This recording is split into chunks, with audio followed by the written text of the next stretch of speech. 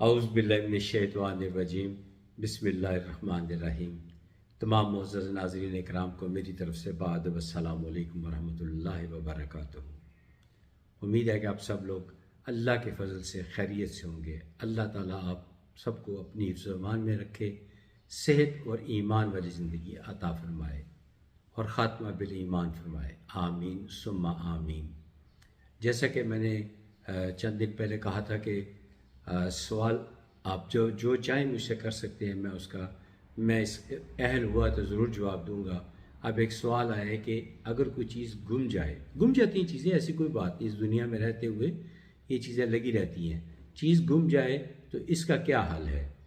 ایک صاحب نے کہا کہ جی ہم پڑھتے ہیں انا للہ و انا الیہ راجعون۔ میں نے کہا بالکل ٹھیک پڑھتے ہیں۔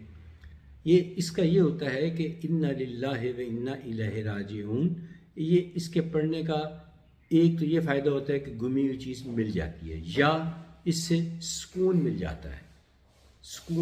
جاتا ہے۔ لیکن اب چاہتے ہیں کہ نہیں جی میری چیز ہی ملے، تو پھر اس کے لیے ایک تسبیح کریں، یا حق یا اللہ، اول آخر درود پاک کے ساتھ، یا حق یا اللہ، یا حق یا اللہ، یا حق یا اللہ۔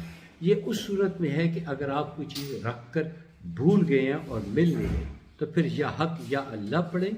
اور اگر کوئی چیز آپ کی چوری ہو جاتی ہے، گھر سے کوئی چور چوری کر کے لے گیا ہے، تو اس کے لیے بہتر ہے کہ آپ کو خدشہ ہو کہ اس کھڑکی کے راستے یا اس دروازے کے راستے یہ چیز چوری ہوئی ہے، چور اس راستے گیا ہے، تو وہاں پر کسی خود بیٹھ جائیں یا کسی حافظ قرآن ان کو بٹھا لیں اور سورہ طارق اس کو کہیں کہ اس کو پڑھیں، انشاءاللہ تعالیٰ اسی راستے وہ چیز واپس آئے گی انشاءاللہ تعالیٰ۔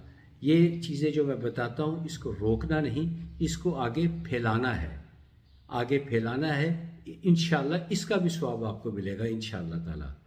امید ہے کہ یہ والی مختصر ویڈیو آپ کو پسند آئی ہوگی۔ اگلی ویڈیو تک اجازت دیجیے، خدا حافظ، السلام علیکم ورحمۃ اللہ وبرکاتہ۔